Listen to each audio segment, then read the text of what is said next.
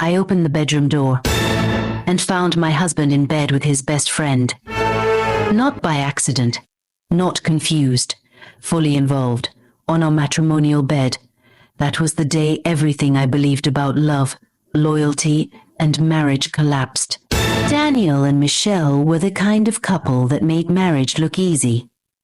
Lavish vacations, surprise gifts, matching outfits, and anniversary shout-outs that trended on social media.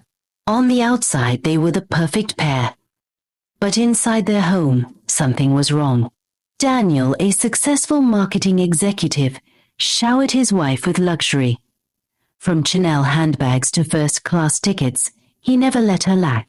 But despite all the love he showed her in public, behind closed doors, he barely touched her.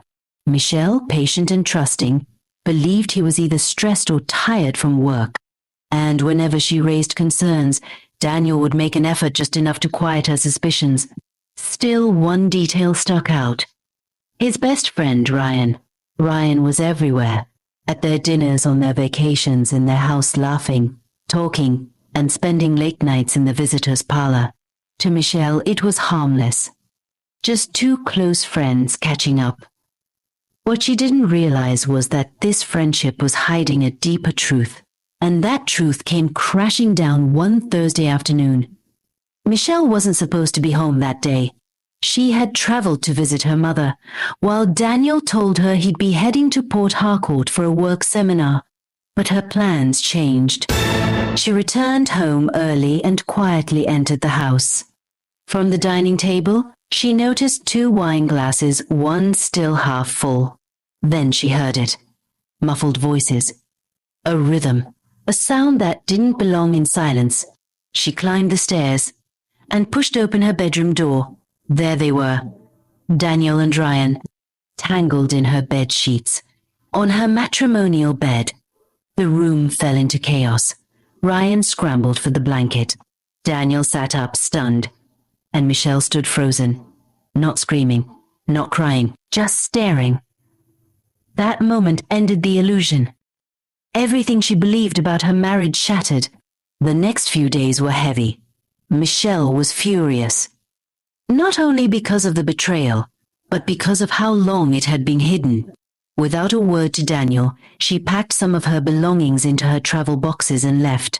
She rented a small self-contained apartment across town, modest, but quiet just enough to give her peace. Daniel kept calling and texting, but she blocked him. She didn't want answers. She wanted space to breathe. She hadn't even told her family where she was. But one evening, about 2 weeks after she moved in, there was a knock on the door. It was Ryan. He looked exhausted, eyes swollen, lips dry, and his hands shaking. He was holding a brown envelope. "I know I'm the last person you want to see," he said. "But please just hear me out." Michelle wanted to slam the door, but something in his eyes made her pause. He stepped in, stood quietly for a moment, and finally spoke. Daniel had been battling his sexuality for years. Their relationship started in university and had never truly ended. They tried to stop. They fasted, prayed, even dated other people. But the pressure to appear normal pushed Daniel into marriage. A marriage he thought would fix him. But it only made him more desperate and more dishonest. Then Ryan handed Michelle the envelope. "I just got tested," he said. "I don't know Daniel's status, but I think you should protect yourself." The words sent shivers down her spine. Michelle went for testing immediately the next morning. Negative. But just barely in time. Shaken by the results, she finally unblocked Daniel and confronted him. He didn't deny it. In fact, he broke down completely. "I was scared," he said. "I didn't know how to tell you." That was the moment Michelle realized her anger was justified, but her safety had been at risk too. But the story didn't end there. In the following weeks, Michelle's friend, who worked in telecoms, called her with shocking news. "I think your husband is in a private WhatsApp group. You won't believe what's going on." The group, codenamed Men of Valor, was a secret circle of married men living double lives. They shared stories, photos, hookups. Some were politicians, pastors, even respected husbands in their communities. Daniel had been a member for over 5 years. Michelle was stunned. Her husband wasn't just hiding a personal struggle, he was part of a network. One screenshot said it all: "My wife thinks I'm doing midweek vigil." Meanwhile, Ryan's here already. She couldn't unsee it. Michelle knew this was no longer just her story. She started documenting everything, quietly, carefully. She didn't want revenge. She wanted the truth. And she wasn't the only wife dealing with a lie, despite everything. Ryan and Daniel couldn't stay away from each other. Their connection wasn't casual, it was deep, codependent, and built on years of secrecy. Even after Michelle moved out, Daniel kept seeing Ryan. They met in hotels, in his car, sometimes even at Michelle's former home, after she had returned the keys. The betrayal didn't just continue, it deepened. Weeks later, a storm was brewing online. An anonymous blog known for exposing Lagosilites published a new headline: "Married Men Secret Group Leaked." Shocking details about pastors, politicians, and influencers. Michelle nearly dropped her phone when she saw Daniel's face in the second photo. Blurry but unmistakable. He was shirtless, sitting beside Ryan at a private beach house. The watermark on the image read "Men of Valor Retreat 2022. The blog post included screenshots from the WhatsApp group, graphic messages, photos, even voice notes. It wasn't just Daniel who was exposed, 10 other married men were named. By noon, it was trending across Twitter, Facebook, and TikTok. Daniel's company suspended him by 4 p.m.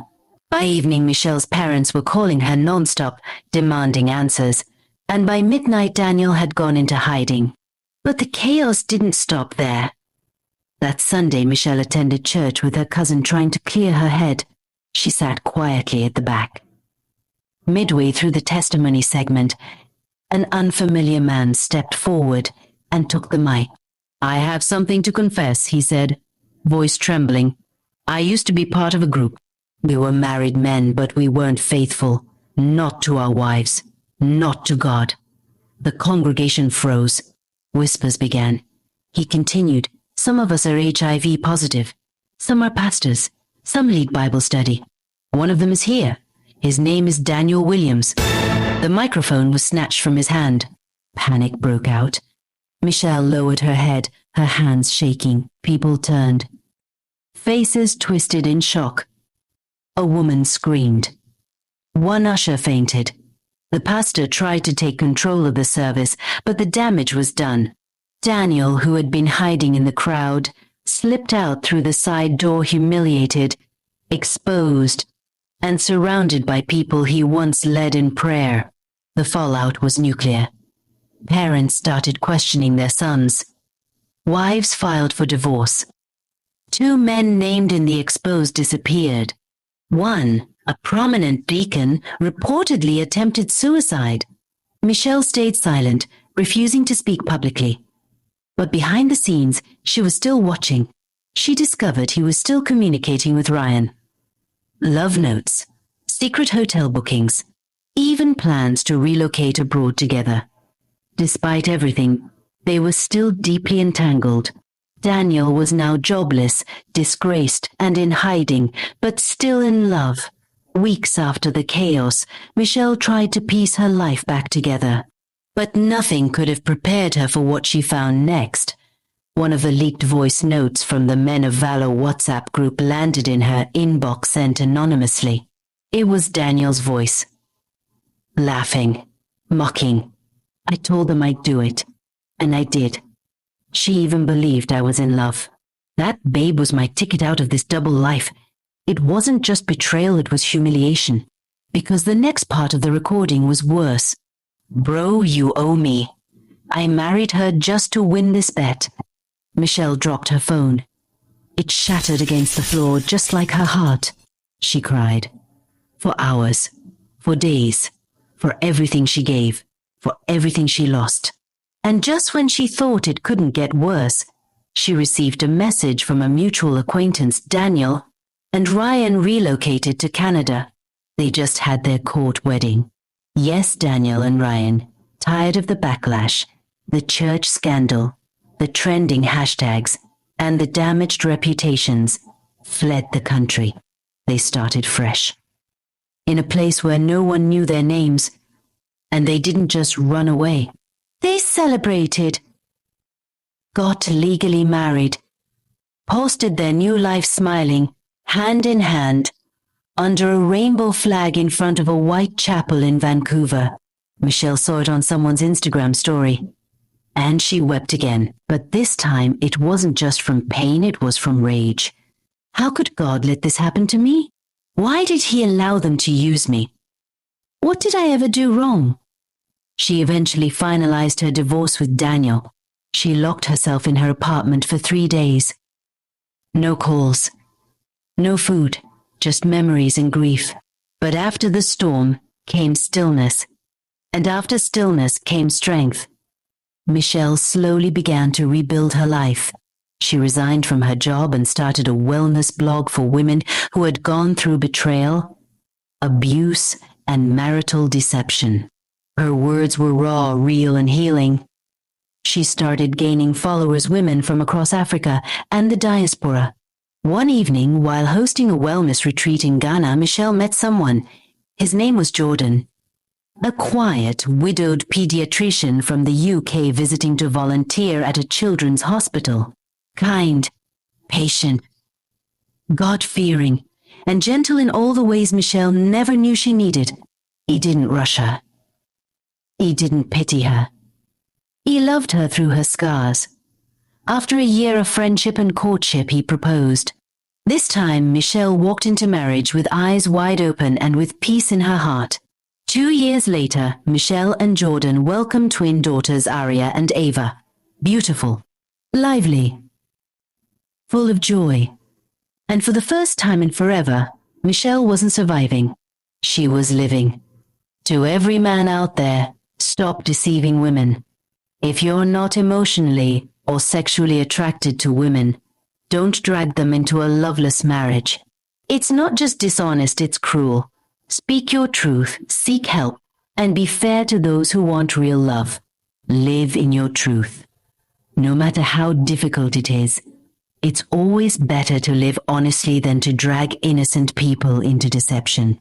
Hiding your true identity, especially when it comes to your sexuality, can cause irreversible emotional damage to others. Don't marry to cover shame. Marriage should be built on love, trust, and mutual understanding. When you marry to hide a secret, you're not just lying to your partner, you're denying them the chance to find true happiness. One lie can destroy a lifetime of peace. The moment you begin to lie to keep up an image, that lie begins to grow legs, and eventually, it will outrun you. Healing is possible. No matter how deep the betrayal, you can rebuild your life. You can rise again. You can love again. Let Michelle's story be a reminder that broken beginnings don't have to mean bitter endings. How many people have you hurt just because you were too afraid to tell the truth? How long will you keep pretending, at the cost of someone else's peace? Remember, truth may be hard, but lies are heavier. Thank you for watching. Thank you so much for watching this story. If it touched you, taught you something, or simply made you reflect, please like, share, and comment below. Someone close to you might need to hear this. Don't keep it to yourself. More shocking, emotional, and real-life inspired stories are coming soon right here on this channel, so stay locked in. Until next time, stay wise, stay kind, and stay true to yourself. See you soon.